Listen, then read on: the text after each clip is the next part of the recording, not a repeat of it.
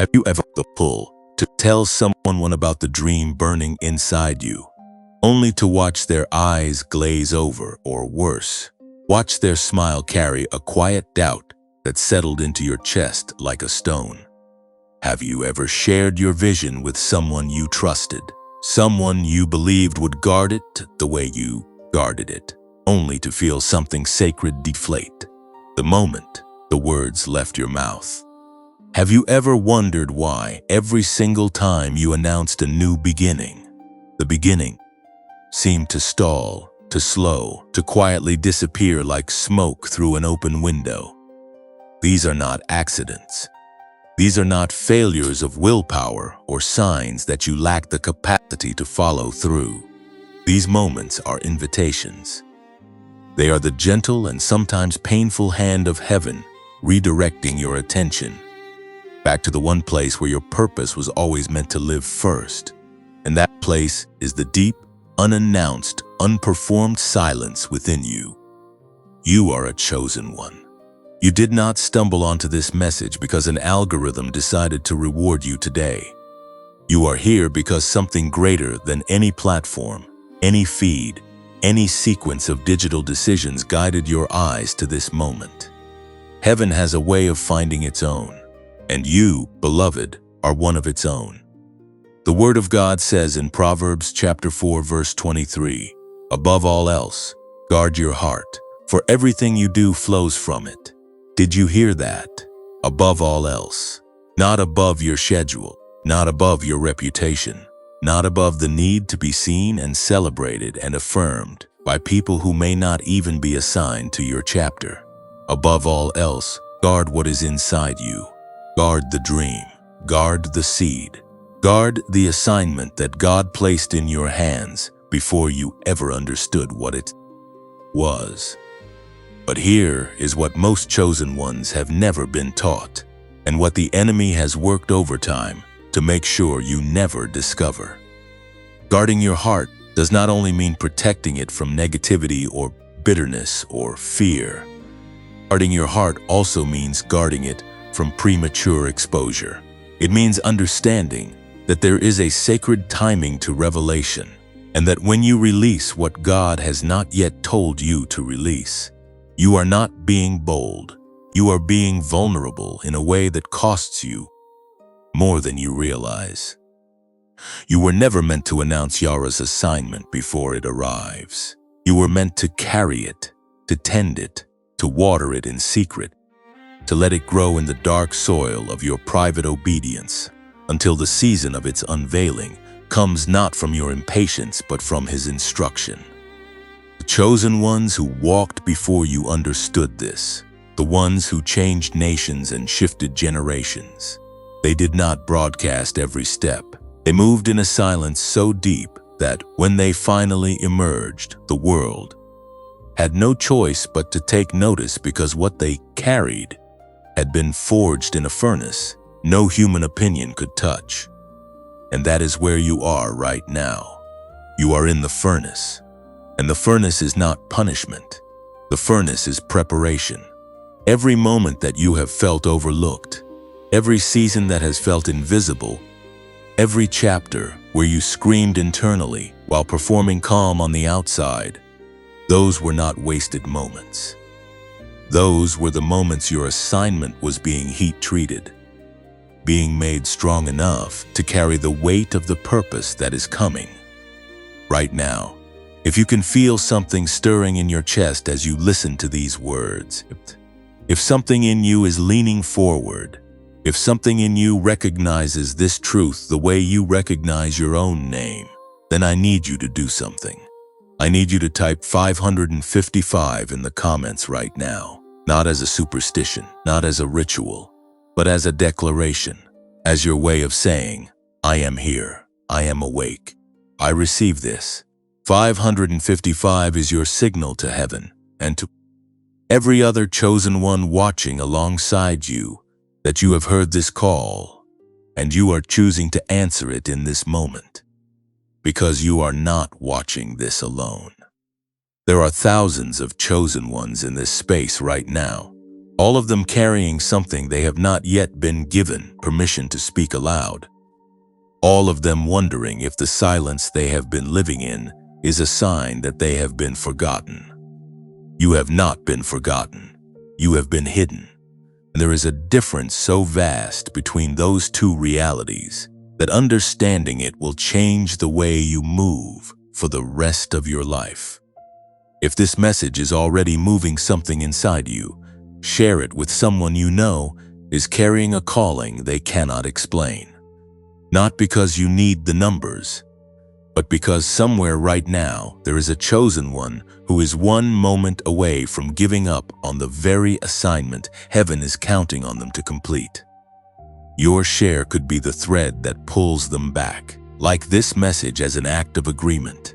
Subscribe so that these words can find you again in every season you need them. And if you want to go deeper, if you want to sow into this ministry and help these messages reach more chosen ones around the world, the link to give is waiting for you in the description below and in the pinned comment. Every seed you plant here is a seed planted in the soil of someone else's awakening. You were never meant to announce your assignment. You were meant to become it, and the becoming has already begun. There is something the researchers have been quietly documenting for decades. Something that the most celebrated minds in neuroscience have observed, but that the mainstream world has been slow to receive. And it connects directly to everything you just heard in the previous words.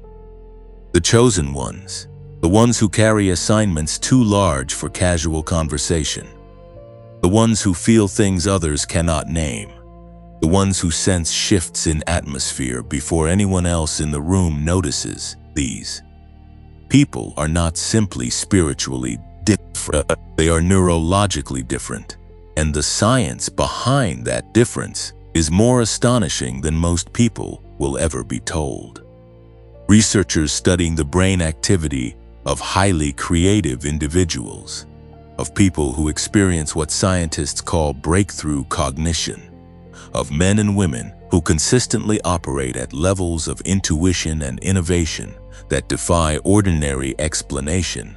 These researchers found something remarkable. These individuals produce a specific category of brainwave frequency at unusually high levels. The frequency is called gamma, and gamma waves operating between 30 and 100 Hz are associated with what neuroscientists describe as peak mental performance, heightened awareness, the rapid integration of information across multiple regions of the brain simultaneously, and those sudden moments of clarity that feel less like thinking and more like receiving. In other words, what the spiritual world has always called anointing, what the chosen ones have always felt as a current running beneath their thoughts. Science has been quietly measuring, and the measurement confirms what you have always known in your spirit. You are wired differently. You carry a frequency that most people around you have never been trained to access. The question that has haunted you, the one that sounds like, why do I feel so much more than the people around me, has an answer that lives at the intersection of the divine and the biological. But here is what science also discovered, and this is the part that changes everything. That frequency, that gamma state, that elevated neural territory where your purpose lives and breathes and generates ideas that can alter the course of your life, it does not stay activated on its own in the adult brain. Life has a way of suppressing it. Stress, disappointment, years of carrying more than you were designed to carry alone, years of sharing your dreams with the wrong people and absorbing their doubt like radiation. All of it gradually pushes your brain out of the frequency where your calling was meant to operate. And when that happens, the dreams do not disappear, but they begin to feel distant, muffled, like a signal you can almost hear but cannot quite tune in. This is where a neuroscientist named Dr. James Rivers spent more than 30 years of his life, trained at MIT and connected to research conducted alongside NASA scientists studying the cognitive patterns of high-performance individuals. Dr. Rivers dedicated his career to one central question: if the brain can be pushed out of its highest frequency by the pressures of ordinary life, can it be brought back?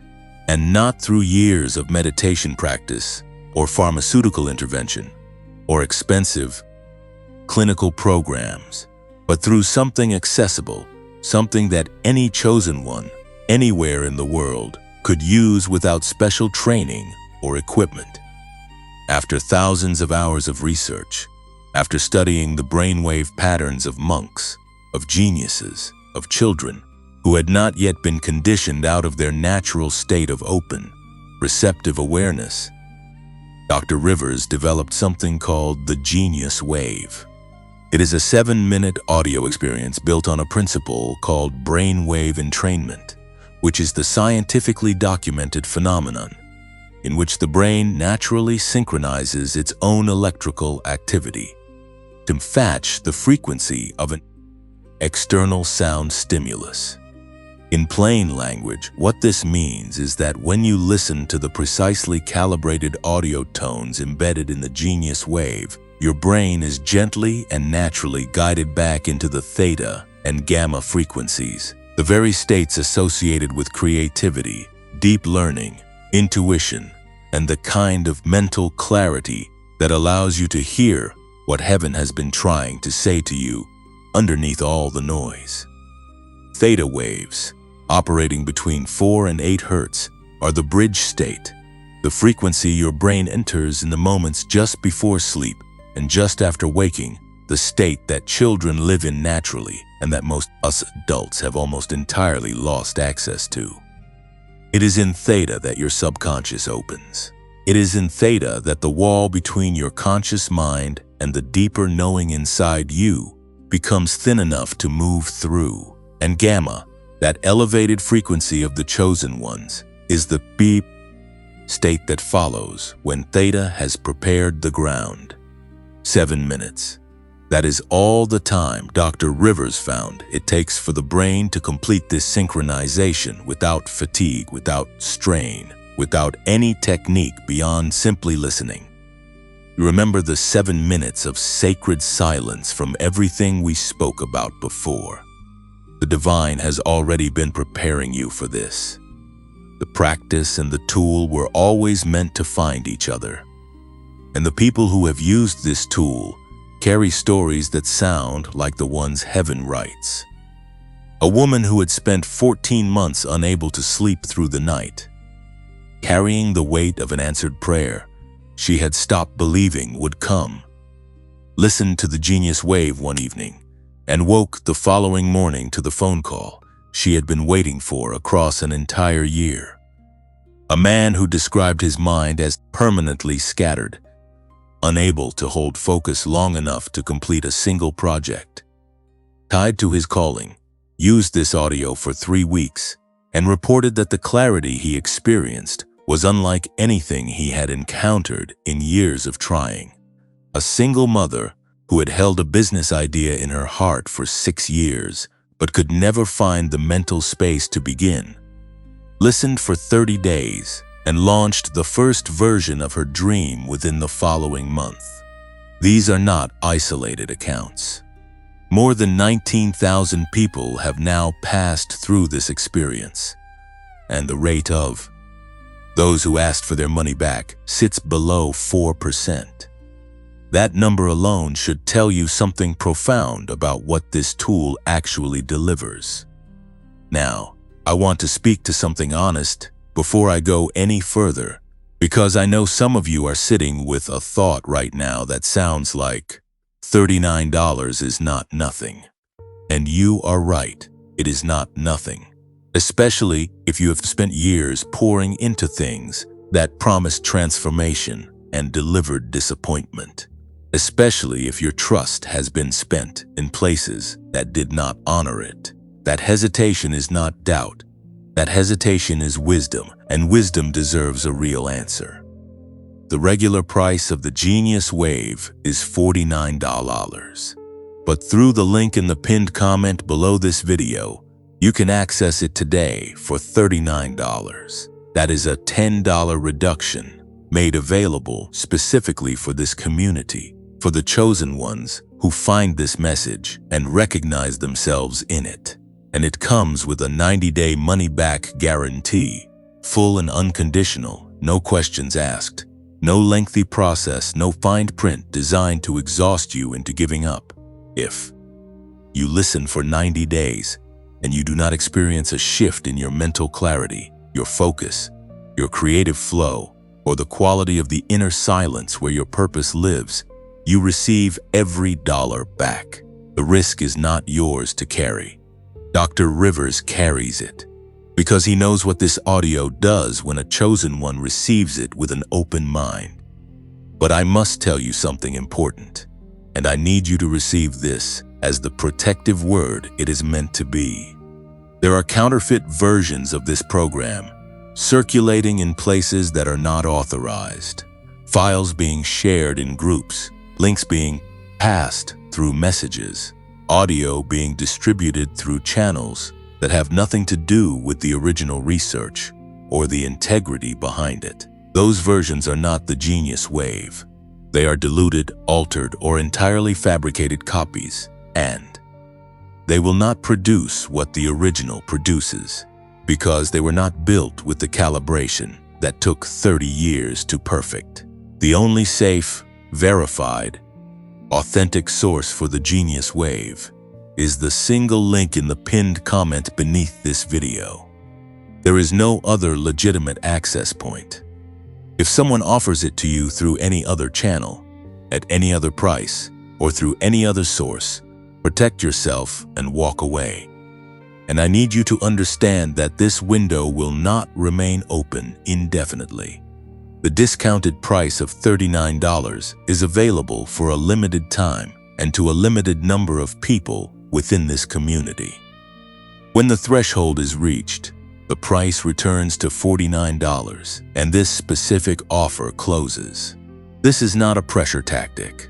It is simply the reality of how this offer was structured, and you deserve to know it so you can make your decision with full information rather than miss the moment and wonder later what might have shifted if you had moved when the door was open.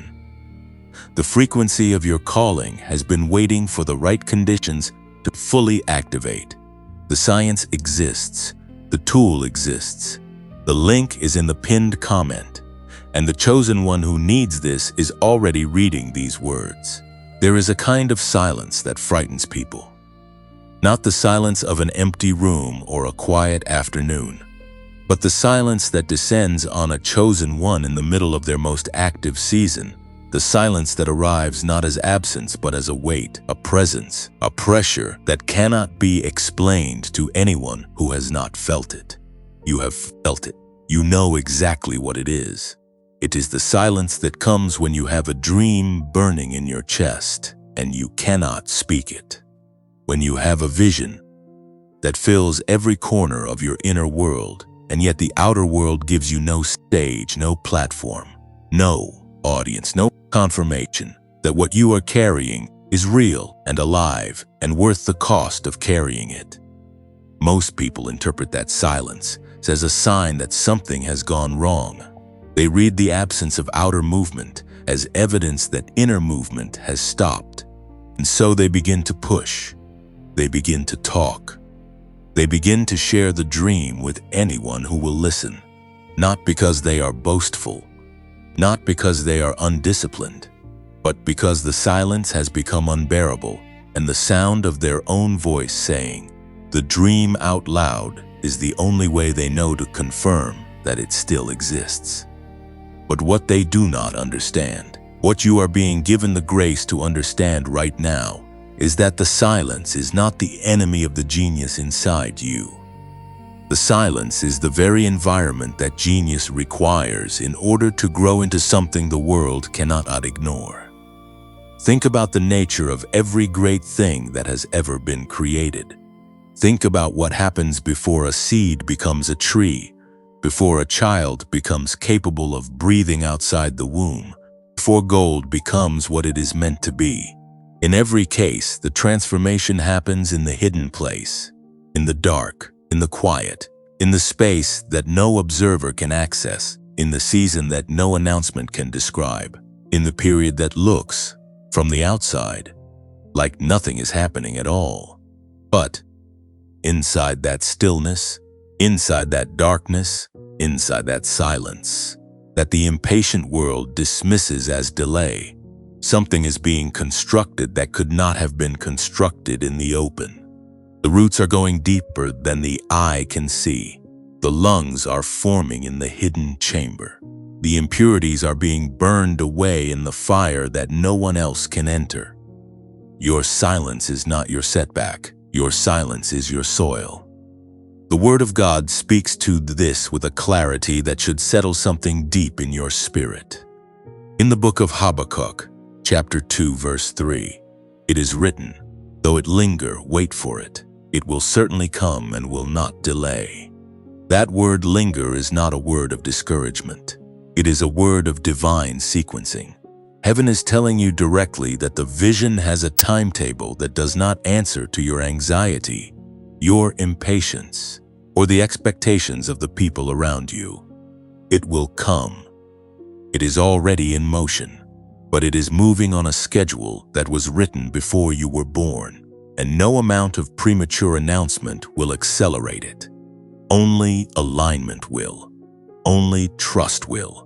Only the willingness to tend the thing in silence until the season of its release arrives on heaven's terms rather than yours. And here is where the genius inside you comes into the conversation in a way that most people have never been shown. What you carry, that creative intelligence, that depth of perception, that ability to see what others cannot see and feel what others cannot feel, it is not a personality trait. It is a frequency. It is a state of brain activity that is directly connected to the quality of your inner environment. When your inner environment is crowded with the noise of seeking validation, with the anxiety of needing to be understood before your time, with the low-grade static of sharing too soon, and absorbing the unbelief of people who were never equipped to receive your vision, that frequency gets disrupted. The signal weakens, the clarity dims, the downloads slow. You find yourself working twice as hard to access a tenth of the insight that was freely available to you in your moments of deepest stillness. The chosen ones who have walked this earth, before you understood something about the relationship between silence and genius that the modern world has almost entirely forgotten. They understood that the mind at its highest capacity does not operate in the mode of performance. It operates in the mode of reception. And reception requires stillness the way a satellite dish requires a clear sky. The moment you fill the sky above your life with the noise of premature disclosure, with the clouds of other people's opinions and doubts and well-meaning, but vision-shrinking words, you interrupt the very signal that was carrying your next instruction from heaven to your mind. This is why so many chosen ones find themselves in a painful pattern that they cannot name. They receive a download, a dream, a sudden clarity about the direction their life is meant to take. It arrives with a feeling of electricity, of absolute certainty, of rightness so complete that it almost brings tears. And then they tell someone, and the someone responds with a question they cannot yet answer, or a concern they have not yet thought through, or a silence of their own that reads as skepticism. And slowly, over the next hours or days, the electricity fades. The certainty softens. The dream that felt so alive begins to feel fragile, questionable, maybe even foolish. And they find themselves back at the beginning, wondering if they imagined the whole thing. You did not imagine it. The dream was real. The clarity was real. The electricity was real. What happened was not that the vision failed the test of exposure. What happened was that the vision was not yet ready to be exposed. A plant pulled out of the soil before its roots have formed does not survive the open air, not because it was never meant to grow, but because it was removed before it had developed the inner structure to sustain itself outside the protective darkness of the ground. Your vision is the same. Your assignment is the same. The genius inside you that conceived it is the same. It needs the dark. It needs the quiet. It needs the season of hiddenness that feels like burial but is actually gestation. And this is where your practice of silence becomes the most sophisticated, spiritual, and neurological discipline available to you. When you choose to stop sharing prematurely, you are not just protecting your dream from the opinions of others. You are literally creating the inner conditions under which your brain can operate at its highest frequency. You are removing the static. You are clearing the sky. You are giving the signal from heaven the unobstructed path it needs to travel from the place where your purpose was designed all the way down into the present moment of your daily life, where it can finally begin to take shape in ways that are real, tangible, and undeniable. The genius inside your stillness is not waiting for permission from the world to emerge. It is waiting for permission from you. It is waiting for you to value it enough to protect it. It is waiting for you to trust it enough to carry it quietly until the carrying has completed its work in you. Because here is what the silence is actually doing beneath everything you can observe. It is not just protecting the dream. It is preparing the dreamer. It is doing a work inside you, in your character, in your capacity, in your ability to hold the weight of what is coming. That cannot be done while you are performing, explaining, defending, or seeking the approval of people who were never assigned to be the custodians of your calling. The stillness is not where your genius goes to sleep. The stillness is where your genius goes to become what it was always meant to be. And every day that you choose the sacred discipline of not speaking too soon, every day that you resist the pull to announce what heaven has not yet told you to release, you are not losing time. You are gaining depth, and depth is what separates a moment of inspiration from a lifetime of impact. You are not being held back in this silence. You are being built within it. And what is being built inside you right now, in the hidden place, in the quiet, that the impatient world cannot understand, is something that the world will one day be unable to ignore. You have been carrying something that darkness has studied, and that is not a statement meant to frighten you. It is a statement meant to awaken you to the seriousness of what you hold and the reason why the forces that oppose your destiny have worked so consistently, so strategically, and so personally against the one thing that would accelerate your purpose faster than anything else. Your focus, not your faith, not your obedience, not your willingness to serve or sacrifice or show up even when showing up costs you more than anyone around you knows. Those things matter deeply and heaven honors every one of them. But the enemy of your calling has learned something through years of watching chosen ones that most chosen ones have never been taught about themselves. He has learned that a chosen one with scattered attention is infinitely less dangerous than a chosen one in a state of locked, consecrated, undistracted focus.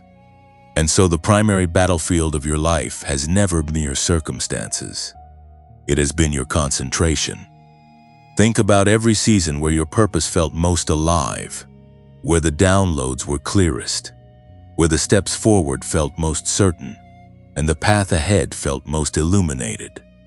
In every one of those seasons, without exception, there was a quality of inner stillness present, a quality of not being pulled in 17 directions at once, a quality of your mind being gathered, pointed, and present in a way that made space for something greater than your own thinking to move through you. And now, Think about the seasons where everything felt stuck, where the vision felt distant, where you worked harder than ever and seemed to move less than at any other time. In those seasons, what was present was not laziness or lack of faith. What was present was noise, fragmentation, the slow, draining drain of a mind divided against itself by the constant demand to perform, explain, justify, and seek approval for a calling that was never meant to be validated by human opinion in the first place. The enemy does not fear your words. He has heard the words of chosen ones for generations, and he knows that words without the focused inner authority behind them carry very little weight in the spiritual architecture of your life. What he fears is your focus. What he fears is the chosen one who has made a decision, deep and unannounced and unshakable, to stop dividing their attention between the assignment and the audience, and to pour the totality of their concentrated awareness into the work that heaven has placed in their hands.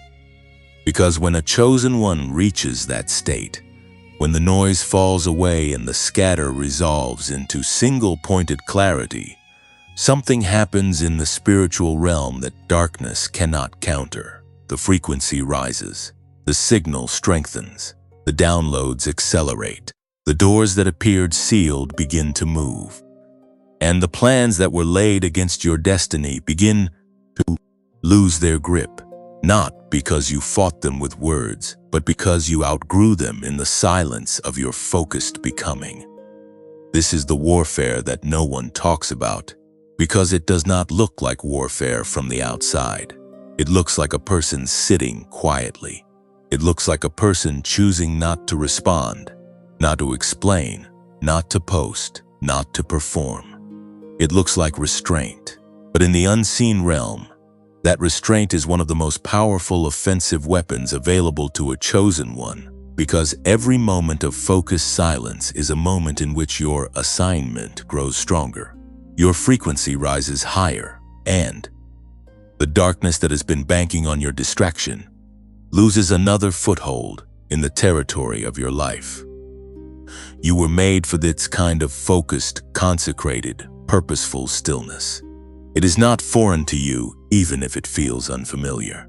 It is not beyond you, even if the world has trained you to believe that busy is better, and loud is stronger, and visible is more valuable than deep. The truth that heaven has been trying to return you to, across every season of your life, is that your greatest power has never lived in your performance. It has always lived in your presence, and presence requires focus, the way fire requires oxygen. Now, before we go any further, I want to pause for a moment and speak to you directly about something that matters to this ministry and to the continuation of these messages that are finding you in the seasons you need them most. This channel is no longer monetized through YouTube. There are no advertisements carrying this work forward, no algorithm rewards sustaining the hours and the heart that go into every message crafted for the chosen ones who gather here. What keeps this going is something far more human and far more sacred than a platform's approval. And that is the community of people who have been touched by these words and who choose freely and generously to sow into the continuation of this work. If these messages have met you in a moment where you needed to be met, if something spoken here has named a thing you have been carrying without a name, if you have felt seen or strengthened or called back to yourself through what you have received in this space, and if you are in a place where you are able to give, we invite you to support this channel through the donation link in the pinned comment below or in the description of this video. Every contribution, no matter how small, is an act of partnership and something that is reaching chosen ones in places and in seasons that we may never fully know about on this side of eternity. Your generosity does not just sustain a channel. It sustains a lifeline for someone who is one message away from deciding to keep going. And if you are not in a place to give financially right now, please know that your presence here is already a gift. If this message has moved something in you, leave a comment below and tell us what it stirred. Your words become part of the testimony of this space, and they encourage every other chosen one who reads them. Share this video with someone you know is in a season of silence, that they are struggling to understand. Someone who needs to hear that their hiddenness is not abandonment, but preparation. And if you have not yet subscribed to this channel, do it now, not as a passive click, but as an intentional act of saying yes to receiving what heaven wants to continue sending you through this space. And before you scroll another inch, there is one more thing I want to ask of you, and it is the simplest act of agreement you can offer in this moment. Like this video, not for the numbers, not for the metric, but as your way of saying to heaven and to every other chosen one watching alongside you, I received this, I was here. This word found me, and I am not the same for having heard it. That single tap is a declaration. It is you planting a flag in this moment and saying that what was spoken here mattered enough to mark. It costs you nothing, and it carries more weight in this space than you may realize, because every like tells the next chosen one who is searching in the dark that this message is worth stopping for. You found it. Now help it find them.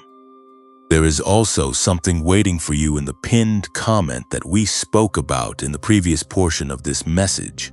Something designed specifically for chosen ones who are ready to stop fighting their own minds and start operating from the frequency where their purpose has always lived. The Genius Wave, built on 30 years of neuroscientific research, is available to you today at $39 through the link in the pinned comment, and it carries a 90-day full money back guarantee because the people behind it believe what it does. If your mind has been scattered, if the focus that your calling demands has felt impossible to access, if you have sensed that something is blocking the signal between where you are and where you know you are meant to be, this may be the practical tool that works alongside the spiritual discipline to finally close that gap. Because the warfare you are in is real on every level. Spiritual, and it is neurological, and it is waged in the territory of your attention every single day. And winning it requires both the consecration of your spirit and the activation of your mind. Heaven has given you the calling. The science has provided the tool, and the community around you, the thousands of chosen ones gathering in this space, is proof that you are not fighting this battle alone. The enemy fears your focus because your focus is the gateway to your fullness, and your fullness, beloved, is what this world is desperately waiting for. Not your performance, not your announcement, not your perfectly worded explanation of the dream you have been given, your fullness.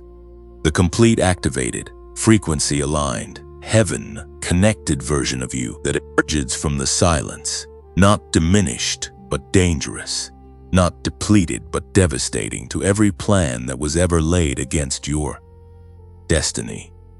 Guard your focus the way you guard your calling. They are not separate things. They never were. There is a pain that chosen ones carry that has no clean name in ordinary language. It is not loneliness exactly, though it contains loneliness within it. It is not rejection exactly, though rejection has visited it many times. It is the specific, particular ache of being fully present in a room full of people and knowing with a certainty that lives somewhere below thought that no one in that room can quite reach the place inside you where the real conversation is happening. It is the pain of being seen without being known, of being heard without being understood, of speaking and watching the words land somewhere entirely different from where you meant them to go, as if the language you carry inside you and the language available to you in ordinary conversation belong to two entirely different worlds that share vocabulary but not meaning. You have sat in rooms where everyone was laughing and felt the distance between yourself and that laughter like a physical thing. You have been in the middle of conversations that everyone around you seemed to find satisfying and felt a quiet, unnamed hunger that the conversation could not touch. You have tried, more times than you can count, to translate what lives inside you into words that another person could hold, and you have watched the translation fail, not because you chose the wrong words, but because some things that chosen ones carry simply do not compress into the containers that ordinary conversation provides.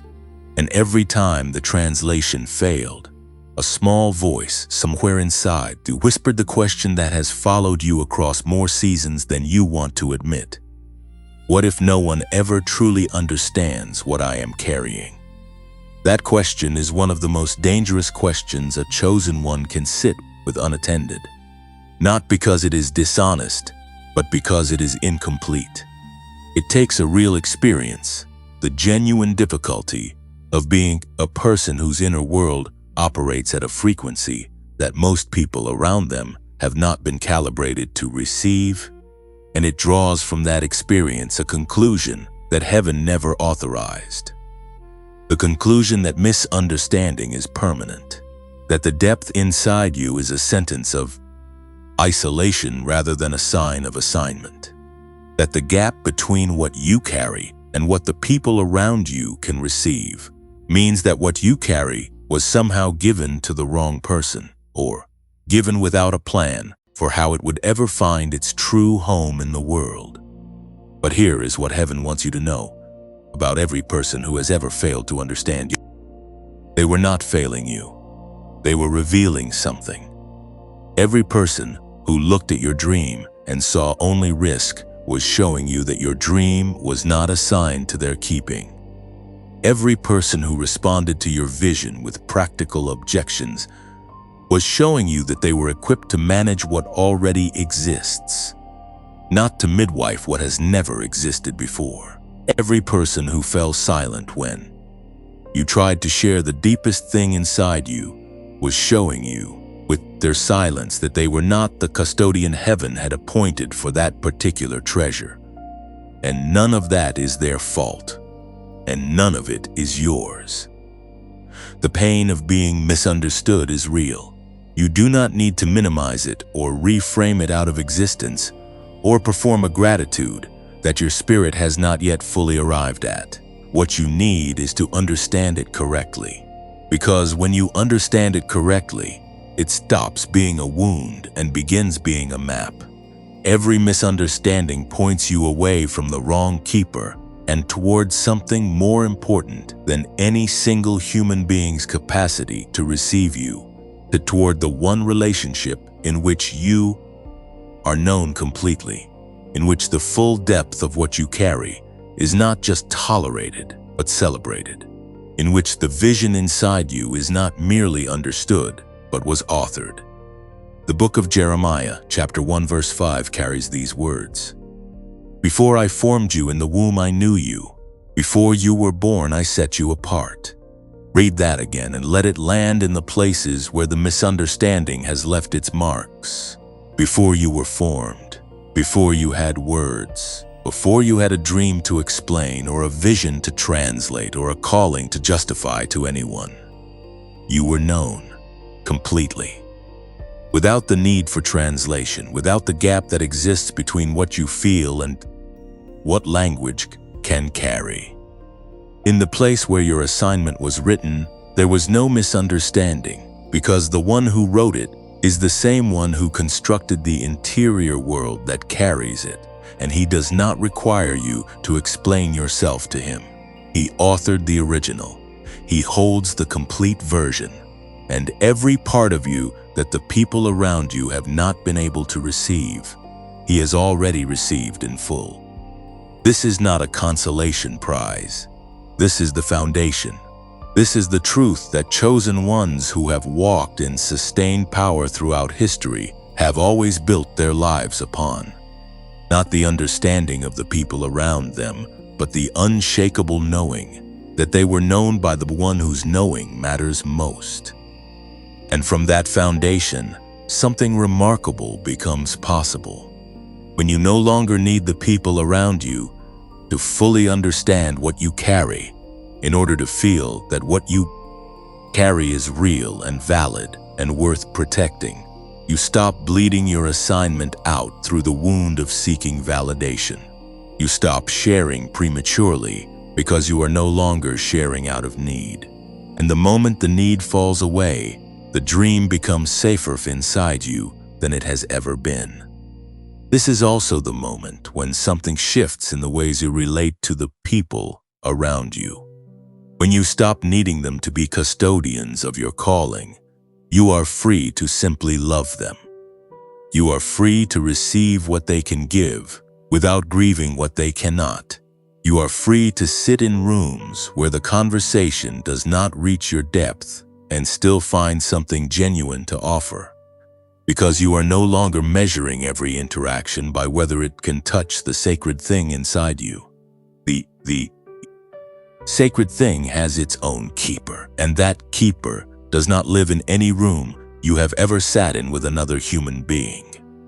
What this means practically is that the misunderstanding you have experienced, the loneliness of carrying something too large for ordinary conversation, the ache of being seen without being known, all of it has been doing a work in you that comfort could never have accomplished.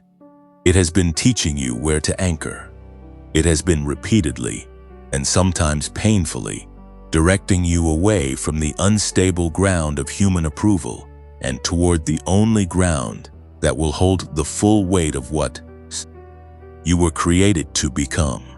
Every person who could not receive you was, in the economy of heaven, a tutor in the art of going deeper, deeper into the silence, deeper into the knowing, deeper into the place where you and your Maker meet without the need for any translation at all. And in that deep place, something waits that no amount of human understanding could have given you, and no amount of human misunderstanding can take away.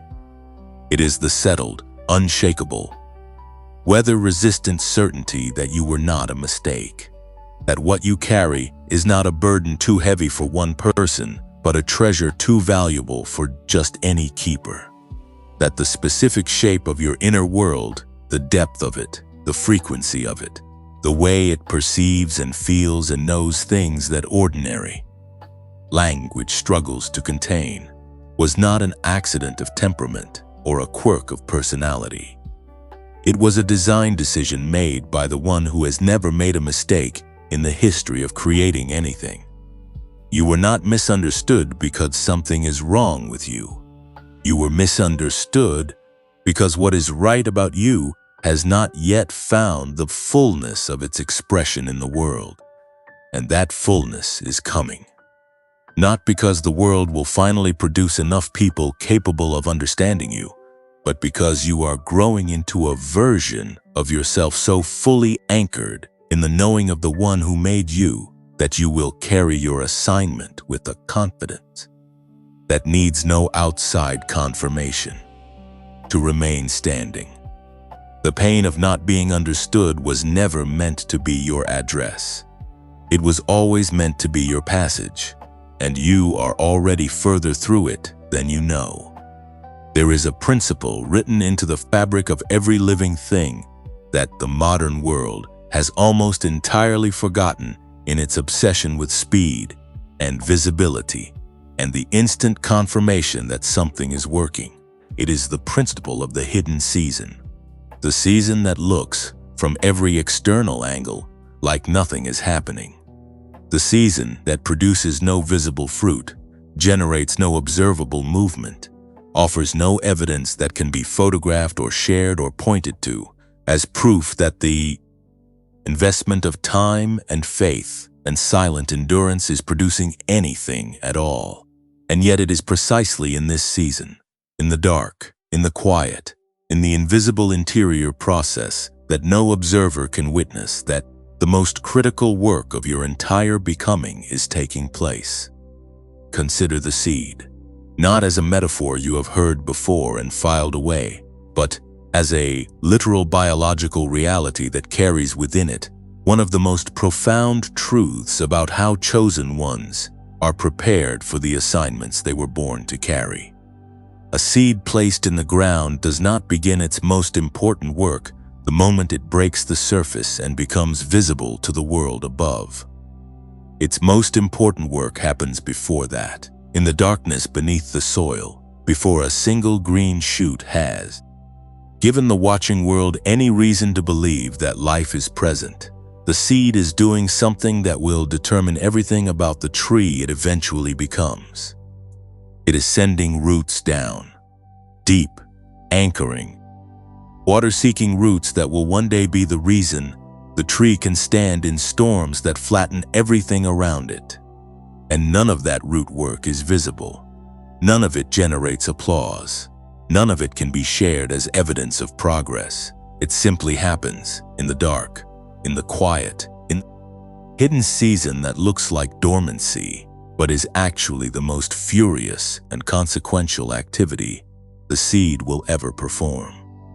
You are in a root season, and the depth your roots are reaching right now, in this period of hiddenness that has felt more like burial than growth, is directly proportional to the height you will one day stand at when the season of visibility finally arrives.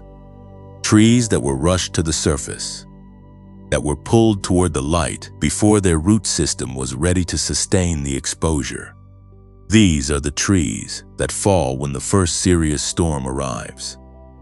But the tree that was allowed to root deeply in the hidden place, that given the full measure of its underground season, without being hurried toward performance, that tree does not merely survive the storm.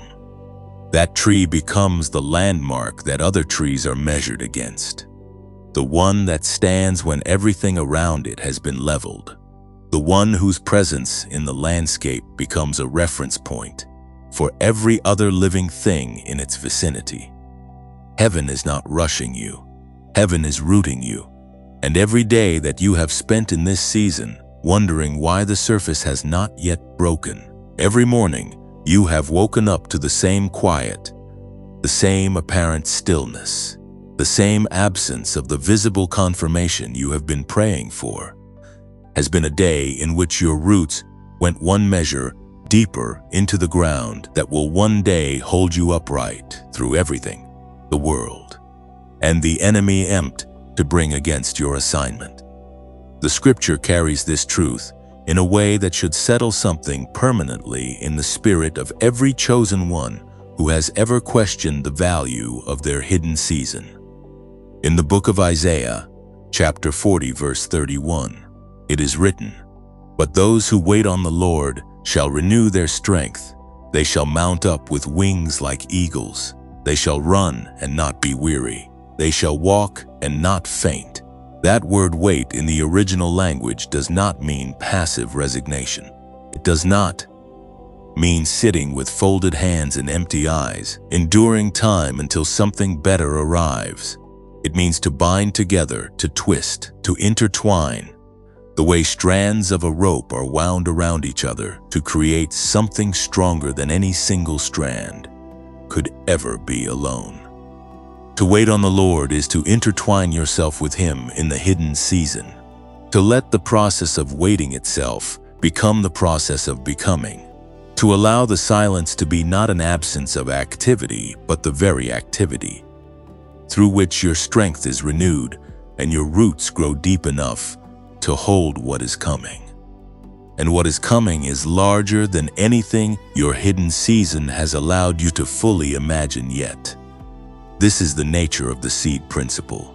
The tree that emerges is always larger than what the seed suggested was possible. The fruit that comes is always more abundant than the underground season gave any indication of producing. Heaven does not root you this deeply for a small emergence. Heaven does not invest this quality of hidden preparation in a calling that will only reach a few. The depth of your root season is a prophetic indicator of the breadth of your eventual impact. And the breadth of your eventual impact is something that the darkness working against you has understood far longer than you have. This is why the hidden season has felt so particularly difficult. Not because you are weak, not because your faith is insufficient, but because what is being prepared in you is significant enough that the forces opposing your destiny have thrown their full weight against the one thing that could most effectively abort it: your willingness to endure the hiddenness long enough for the roots to reach the depth they need to reach. If they can convince you to abandon the hidden season prematurely, if they can persuade you that the silence means you have been forgotten, or that the darkness means nothing is growing, then they accomplish without a single direct confrontation what they could never accomplish by facing you head-on. They get you to uproot yourself. Do not uproot yourself. Not now. Not when you are this close to the surface. Now, there is something I want to gently bring back into this space, because it connects directly to what we are speaking about, and because some of you have been sitting with it since we first mentioned it. The work of rooting deeply, of quieting the mind enough to receive what heaven is sending, of clearing the internal noise that has been disrupting the signal between your calling and your daily life. This work is both spiritual and neurological, and the tool that Dr. James Rivers spent more than 30 years developing, the Genius Wave, was built precisely for chosen ones in seasons like the one you are in right now. 7 minutes of carefully calibrated audio that guides your brain back into the theta and gamma frequencies, where your deepest creativity, your clearest intuition, and your most receptive spiritual awareness all live. It is available to you today for $39 through the link in the pinned comment below, and it comes with a full 90-day money-back guarantee, because the people behind it know what it does for a mind that is ready to receive it.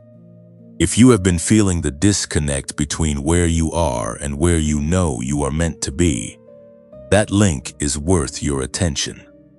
And while you are in the comments, if this message has been meeting you in the places that needed to be met today, would you take a moment to like this video before you go any further? Not as a transaction, but as a declaration that you were here, that this word found you, and that you received it. That single act of agreement carries more weight in this space than you may realize, because it is the thing that helps the next chosen one, the one who is one search away from finding this message in the darkest hour of their hidden season. It is what helps that person find what you just found. Share this with someone who is in a root season they do not yet have language for. Send it to the person in your life who has been quietly enduring a hiddenness that the people around them keep trying to rescue them from, when what they actually need is someone to tell them that the dark is not the enemy, it is the soil. Subscribe to this channel if you have not yet done so, and do it as an act of intentional line with the messages that heaven keeps sending to find you here. This channel exists without YouTube monetization, sustained entirely by the community of chosen ones who choose to give toward its continuation. If these words have been a lifeline in your season, and you are in a place to sow into this work, the donation link is in the pinned comment and in the description below. And if you cannot give financially right now, your comment, your share, and your presence here are already more than enough. You are not a passive viewer in this space. You are part of what makes it possible for the next chosen one to be found. Your hidden season is not your ending. It is your foundation. And foundations, by their very nature, are built in the place where no one can see them yet. but they hold everything. There is a version of you that the world has been trying to produce through its own methods for as long as you can remember. A version shaped by what performs well, what receives approval, what fits neatly into the categories that the people around you feel comfortable evaluating and rewarding. And you have felt the pressure of that production process in ways that go deeper than social expectation, in the quiet diminishment that happens when you edit yourself before speaking, in the practiced smallness that becomes habit when you have been told enough times, in enough different ways, that the full version of you somehow too much, too intense, too deep, too different, too difficult to place in the existing box prepared for people it already understands.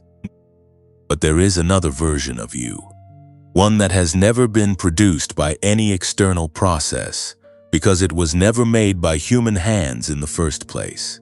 One that carries the original design, the unedited intention, the complete and uncompromised version of who you were before the world began its long project of making you more manageable. And this version has not disappeared beneath the years of editing and adjusting and performing a safer, smaller self for the comfort of people who were never equipped to hold the full weight of what you actually are. It has been waiting, in the hidden place, in the silence, in the root season, quietly becoming more itself with every day that the editing process fails to reach it. This is the version of you that heaven has been preparing in secret, and the preparation has not been gentle in the way that word is usually meant. It has been thorough, it has been patient, it has been willing to use every circumstance, every disappointment, every season of disorientation and loss and bewildering silence as raw material for the construction of something that could not have been built any other way. Because the version of you that is meant to carry the full weight of your assignment cannot be assembled from comfort. It cannot be manufactured in seasons of constant affirmation and easy movement and unchallenged progress. It must be forged. And the forging happens in the hidden place, in the heat of the seasons that felt like destruction, but were always, from heaven's perspective, construction. Think about what fire actually does to gold. It does not add anything. It does not introduce a new substance or inject a foreign quality that was not already present in the original material. What fire does is remove. It burns away everything that is not gold until what remains is the pure thing, the real thing, the thing that was always there but was buried under layers of impurity that the untrained eye could not distinguish from the gold itself. And the gold does not direct the fire. The gold does not negotiate with the fire about which impurities it is willing to surrender and which ones it would prefer to keep. The gold simply endures the process, and what emerges from the endurance is not diminished by what fire removed. It is revealed by it. You have been in the fire, and what the fire has been removing from you, what the hidden seasons of pressure and confusion and enforced stillness have been burning away, is not your calling. It is not your worth. It is not the dream that heaven placed inside you before you were formed. What is being removed is everything that was never you in the first place. The performance, the seeking, the need for outer confirmation before inner movement. The habit of measuring your value by the response of people who were never appointed to be your evaluators. The practiced smallness that you wore for so long, it began to feel like actual size. All of it going into the fire. All of it being separated from the gold of who you actually are. And what remains when the burning is finished is not less than what went in.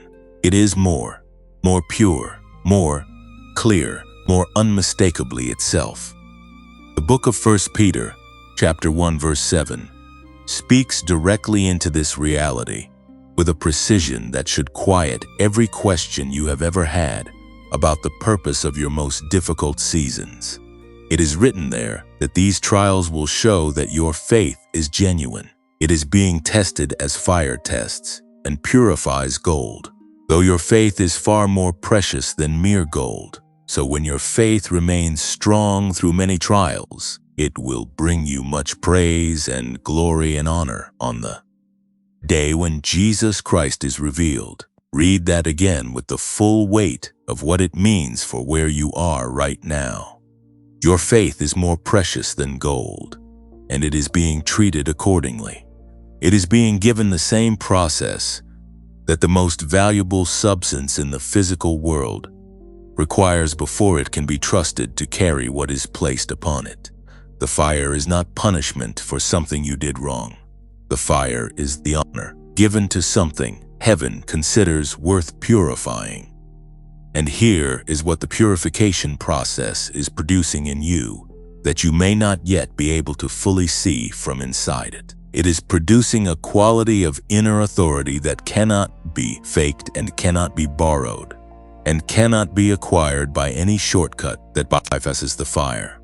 The chosen ones who walk in the kind of authority that shifts atmospheres and opens doors that no human hand could open, and stands firm in the face of opposition that would flatten anything built on a lesser foundation. Those chosen ones did not arrive at that authority through seasons of ease and constant affirmation. They arrived at it through exactly the kind of process you have been enduring.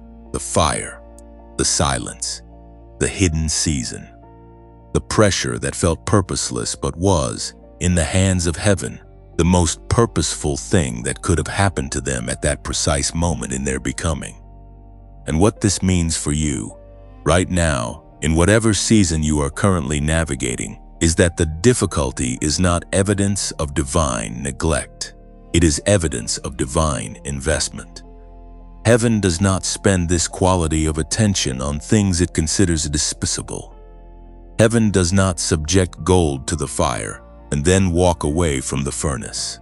The same hand that placed you in the fire is the hand that is monitoring every degree of the process, that knows exactly how long the purification requires, that will not allow one moment more than is necessary, and will not remove you one moment before the work is complete.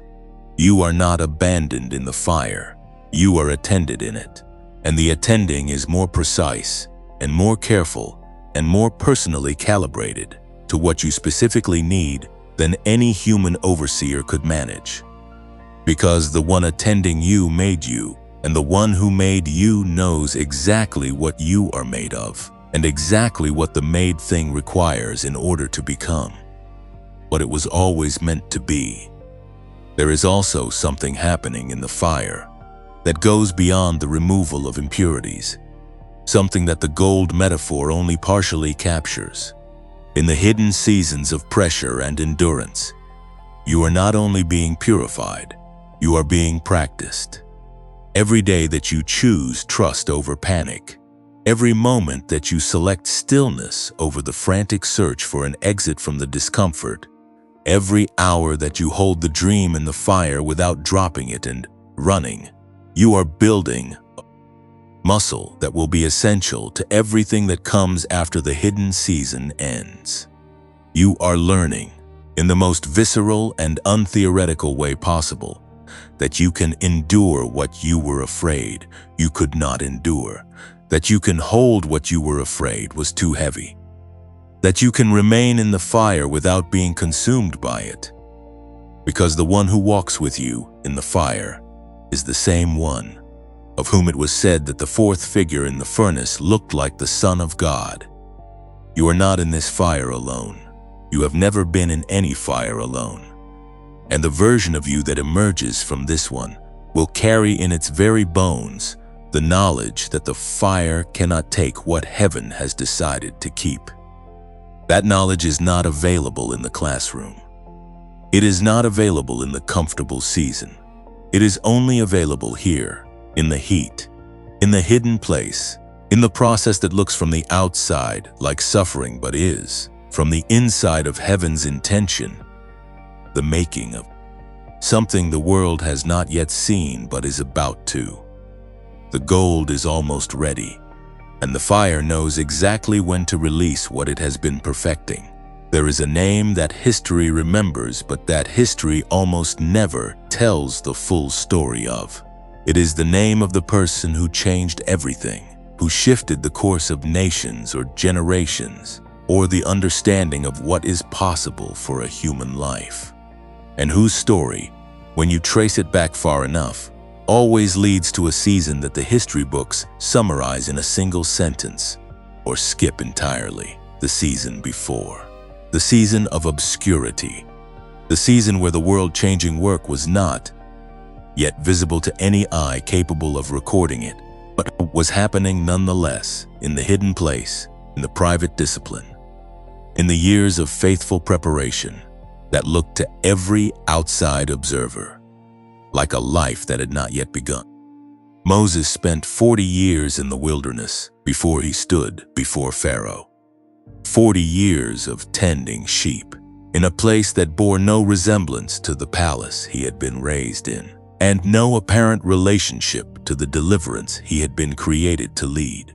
40 years in which every skill he had acquired in Egypt, every advantage his position had given him, every strategy his own ambition had once suggested, was slowly and completely replaced by something that could not be acquired in any palace or learned in any school.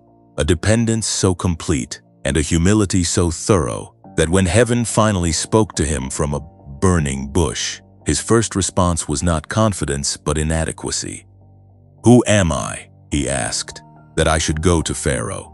And it was precisely that question, that emptied, fire-tested, wilderness-forged question, that told heaven he was finally ready to carry what he had been born to carry.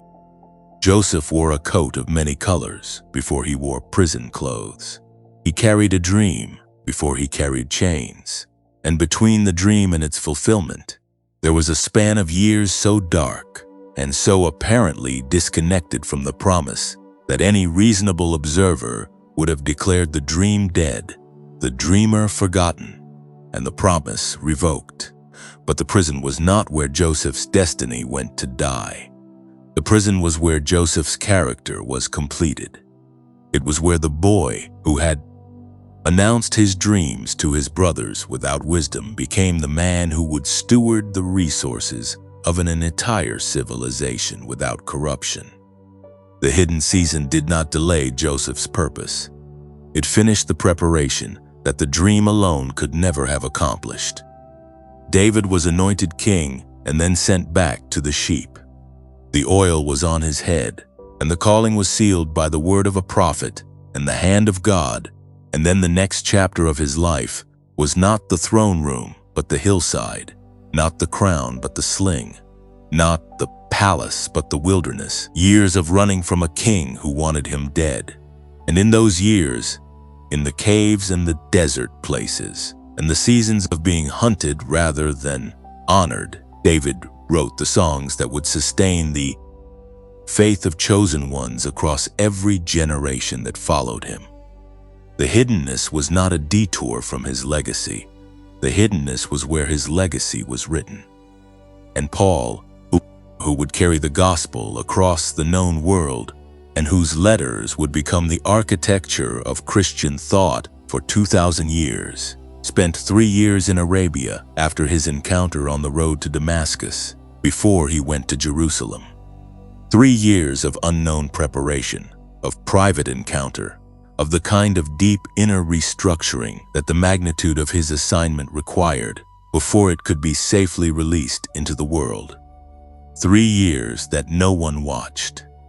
3 years that left no record except their fruit.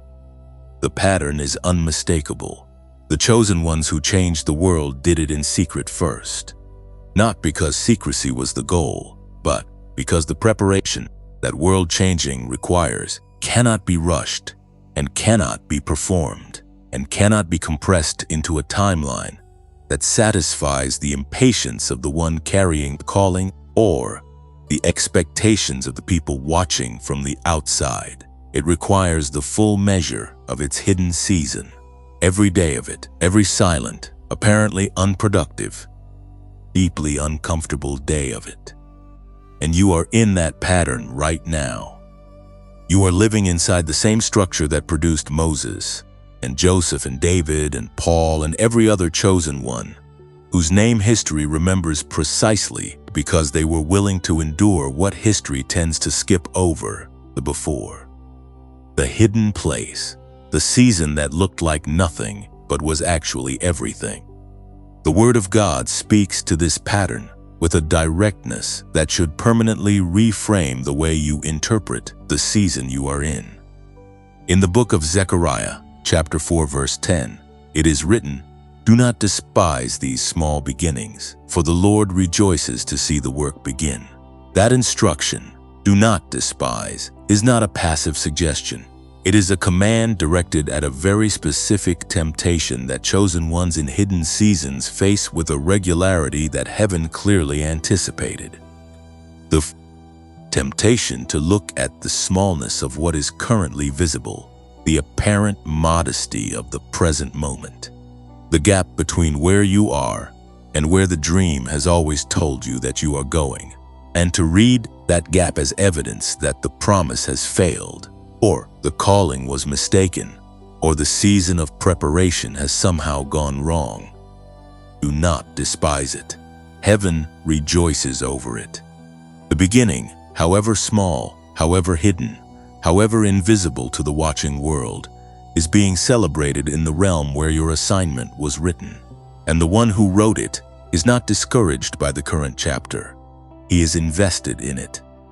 Right now, if something in you is recognizing this pattern, if something in your spirit is leaning forward with the quiet, certain feeling that you have been in exactly this hidden season, and that what you just heard about Moses and Joseph and David and Paul is not merely history but a mirror, I want you to type these 4 words in the comments below.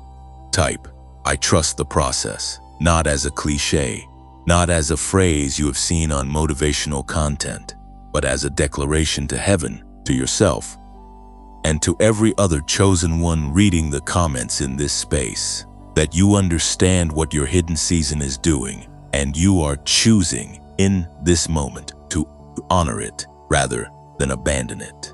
Type, "I trust the process," and mean it with everything the hidden season has produced in you so far.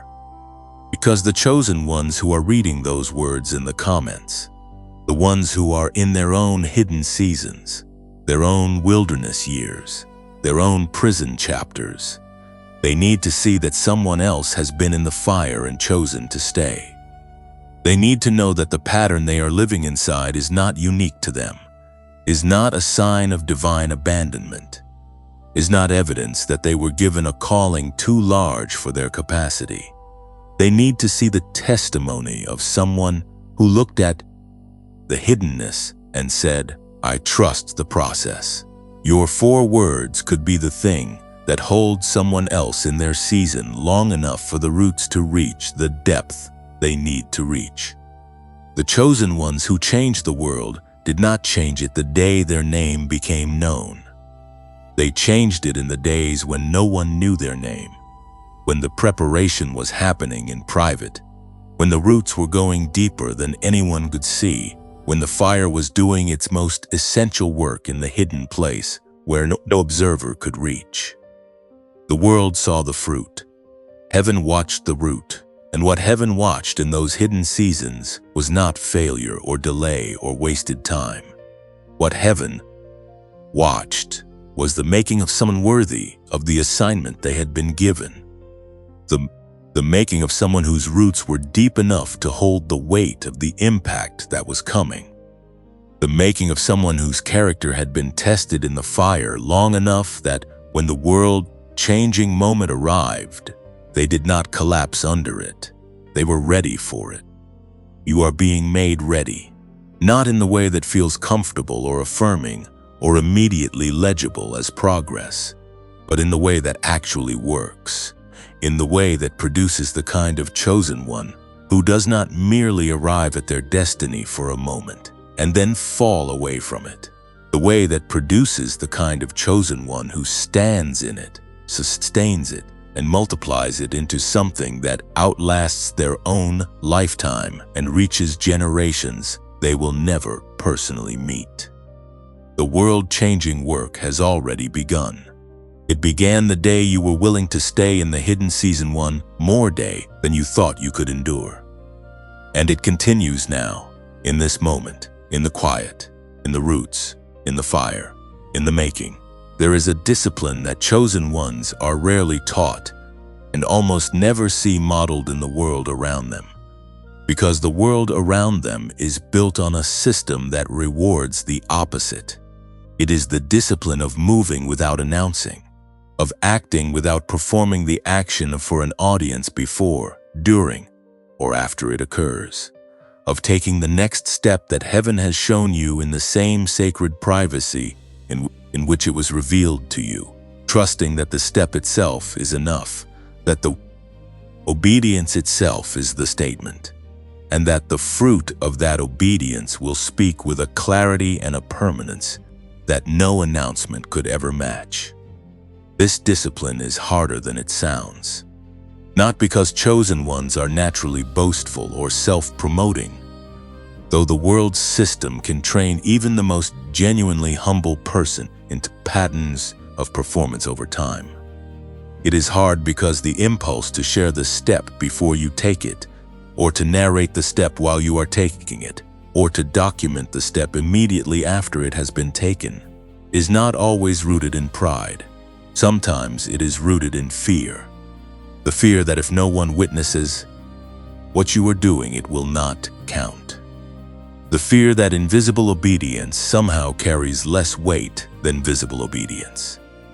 The fear that the step you are taking in the dark, with no one watching and no record being made, might not be real enough, might not matter enough, might not be enough to move the needle on the calling that you have been waiting so long to see come to life in ways the world can confirm.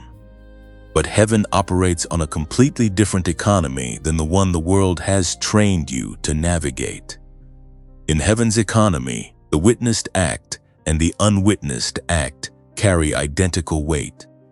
The prayer prayed in the car before anyone else is awake, and the prayer prayed on a stage before thousands of people are heard, with the same quality of divine attention.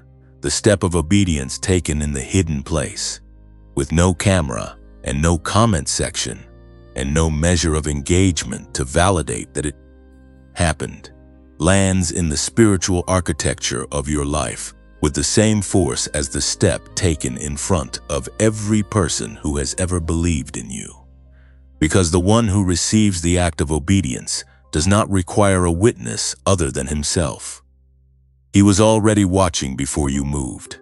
He already knew the step before you took it. And the record he keeps of your faithfulness in the hidden place is more permanent and more consequential than any record the visible world could produce. This is the economy that the disciplines of sacred movement is built on. And learning to move within it, learning to take the steps that heaven shows you without first clearing them through the court of human opinion, or packaging them for presentation before you have even fully lived them. This is one of the most transformative shifts a chosen one can make in the entire trajectory of their assignment. Because when you stop performing your obedience for an audience and start offering it purely to the one who asked for it, something changes in the quality of the obedience itself. It becomes cleaner, more direct, less contaminated by the subconscious calculation of how it will be received by the people watching. And in that cleaner, more direct obedience, you begin to move faster. Not because you are working harder, but because you have removed the friction of performing while doing, and your full energy is now available for the doing itself. Think about what it costs you, in terms of actual cognitive and spiritual energy, to move through the world in performance mode, to be simultaneously living the step and constructing the narrative of the step for external consumption, to be taking the action and watching yourself take the action through the eyes of every person whose approval you have been carrying as an invisible weight. To be in the moment and also producing content about the moment at the same time. The division of attention that this requires is not trivial. It is not a minor tax on your capacity. It is a significant drain on the very internal resources that your calling most needs: your focus, your presence, your ability to hear the next instruction from heaven before the current one has been fully executed. When you move in sacred silence, when you take the step that was shown to you and keep it between yourself and the one who showed it, something becomes available to you that the performance mode consistently denies you. The full experience of your own obedience, the complete, unmediated encounter with what it feels like to do the thing heaven asked you to do without immediately converting that experience into content for anyone else's consumption. And in that full experience, in that unmediated encounter, you receive something that no amount of external validation could give you. You receive the confirmation that lives deeper than any comment or any response or any measure of human approval. The confirmation that comes from within the act itself. The quiet, cellular knowing that you moved when heaven said move, that you trusted what you were shown even without the safety net of human witnesses, and that the one who asked you to move was watching and was pleased. The book of Matthew, chapter 6, verse 6, records the words of Jesus on precisely this matter with a specificity that should settle the question of whether invisible obedience counts. He said, "But when you pray, go into your room, close the door and pray to your Father who is unseen, and your Father who sees what is done in secret will reward you." The reward is not withheld because no one was watching. The reward is secured because the Father was watching, and the Father who sees in secret is the only audience whose verdict determines the actual outcome of your life. Every other audience is secondary. Every other form of validation is derivative. The one that matters, the one that moves things in the unseen realm, where your destiny is being administered, is the one that was already watching before you closed the door. This is the foundation of the discipline of guarding what heaven has entrusted to you. It is not primarily a strategy for protecting your dream from the opinions of others, though it accomplishes that as well. It is primarily a practice of redirecting your obedience toward its true and only necessary audience. It is the daily decision to live your calling in the direction of the one who gave it rather than in the direction of the people who are watching, or the people you wish were watching, or the imagined future audience you are already performing for before the stage has even been built. And what this practice produces over time is a quality of inner freedom that chosen ones who are still bound to the performance cycle have not yet tasted but deeply sense is possible. The freedom of moving without needing the move to be seen. The freedom of obeying without needing the obedience to be validated. The freedom of carrying your assignment with such a settled, rooted, audience-independent confidence that the presence or absence of human witnesses becomes genuinely irrelevant to quality and the consistency of your faithfulness. This is not a freedom that arrives all at once. It is built, one unwitnessed act of obedience at a time, one unannounced step at a time, one closed door and one private prayer at a time, until the accumulated weight of all those hidden faithful moments has constructed in you an inner authority so solid and so self-sustaining that it no longer requires the scaffolding of external approval to remain standing. And here is the profound irony that heaven has always understood and that the performance cycle never allows you to discover. The chosen ones who move with the greatest visible impact in the world are almost always the ones who learned in their hidden seasons, to move without needing to be visible. The authority that the world eventually cannot ignore is the authority that was built in the place where no one was watching. The influence that spreads beyond every border and every barrier is influence that was rooted in the private discipline of faithfulness to an audience of one. The chosen one who changes everything is the one who first learned to do everything for the only one whose seeing actually matters. You are learning that now, in the discipline of this season, in the practice of moving when heaven says move, and holding what heaven says hold, and speaking when heaven says speak, and remaining silent when heaven says is still doing its work. Every day of that practice is adding to the inner architecture of someone who will one day move in the world with a freedom and an authority and an impact that could only have been built exactly the way it is being built right now. In the hidden place, in the quiet, in the sacred and unperformed faithfulness of a chosen one who has learned where the only audience that matters is watching from. Guard what heaven has entrusted to you, not because it is fragile, but because it is precious, and precious things deserve to be kept in the care of the one who values them most. That one is not the watching world. That one has never been the watching world. That one is you, in faithful partnership with the one who placed the treasure in your hands and trusted you with the discipline of keeping it until the season of its full release finally arrives. You came to this message carrying something. You may not have had the exact words for it when you first pressed play, but you felt it. That particular weight that chosen ones carry in the season before the fullness arrives. The combination of knowing and waiting, of certainty about the destination and uncertainty about the timeline, of holding a dream so real it has its own heartbeat, and yet living in a present moment that it gives that dream very little visible ground to stand on. You came carrying that, and if you have stayed through everything spoken in this space today, something in you already knows that you did not stay by accident. Heaven arranged this moment, not the algorithm, not a sequence of random digital decisions that happen to surface this content in your feed at this particular hour of this particular day.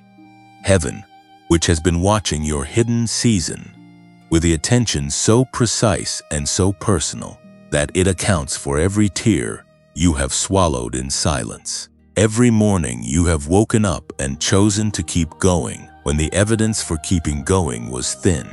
Every moment of private faithfulness that no human eye recorded, but that has been written in a record that outlasts every platform and every metric and every measure of success that the visible world uses to determine what matters, that heaven arranged for these words to find you today.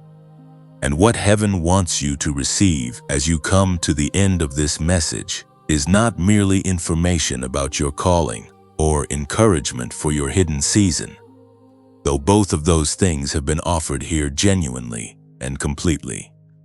What heaven wants you to receive is an activation, the recognition that the shift you have been waiting for is not waiting for a different season or a better circumstance, or the resolution of the things that are still unresolved in your life. The shift has already begun. It began the moment you were willing to sit with the truth that your silence is your soil, that your hiddenness is your preparation, that the fire you have been enduring is the honor given to gold, and that the version of you that is emerging from this season is more rooted, more purified, more free, and more ready than any version of you that has come before. You are not at the beginning of this journey. You are further along than the hidden season has allowed you to feel. And the activation that has happening right now, in this moment, is the moment where the accumulation of everything your hidden season has been building in you begins to shift from the underground season of root growth into the threshold of emergence. The surface is closer than you think. The fruit is further along than the silence has suggested. And the one who planted you in this soil and has been tending you through every season of your hidden becoming is not a farmer who plants and forgets. He is a farmer who knows exactly what he planted, exactly what it requires, and exactly when the season of its emergence has arrived. Before we close this space together, I want to pray with you.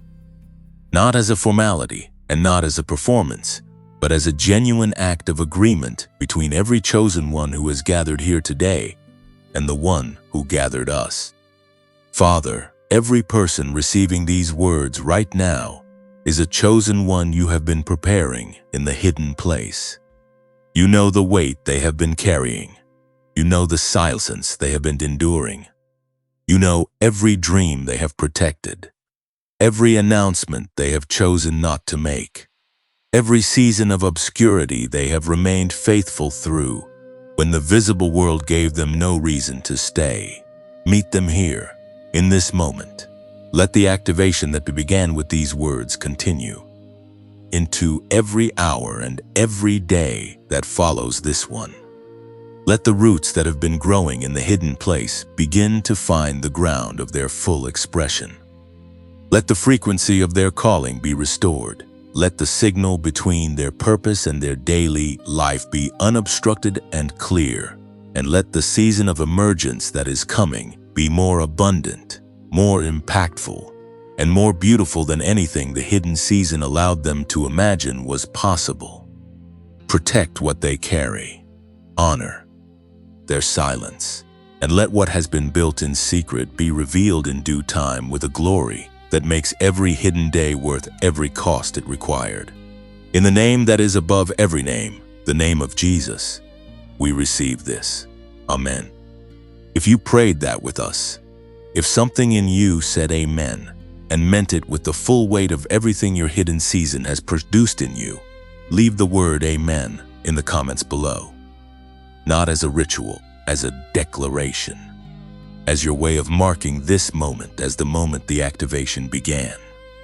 Let the chosen ones who read the comments see that someone else was here, that someone else received this, that someone else said yes to the fullness that is coming.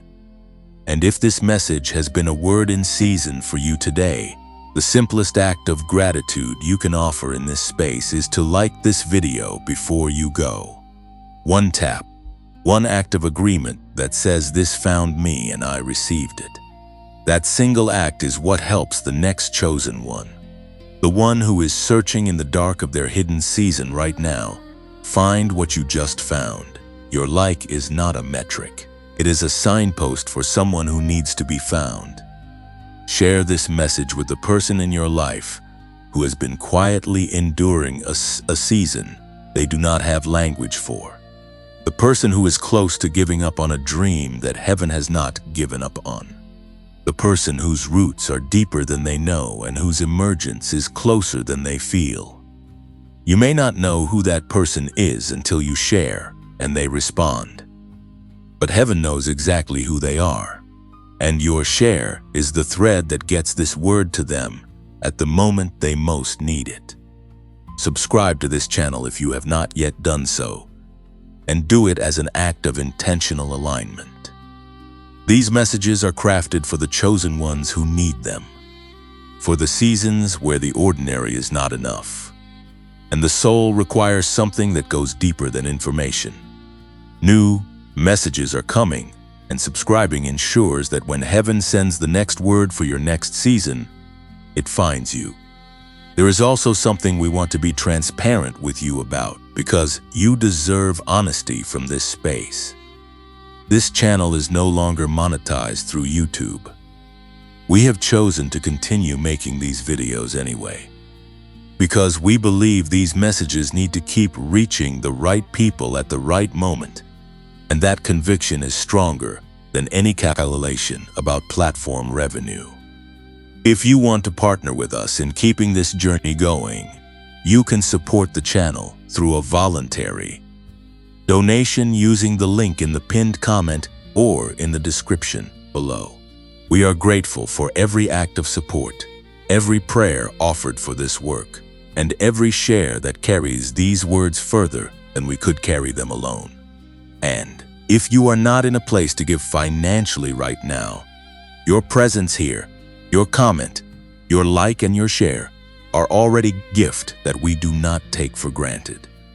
There is also one more thing waiting for you in the pinned comment, and it connects directly to everything spoken in this space today. The Genius Wave, the 7-minute audio tool built on more than 30 years of neuroscientific research by Dr. James Rivers, is available to you today for $39 through the link below. If the work of this hidden season has been disrupted by a mind that cannot find its stillness, by a frequency that the noise of life has pushed out of its natural range, this tool was built for exactly that.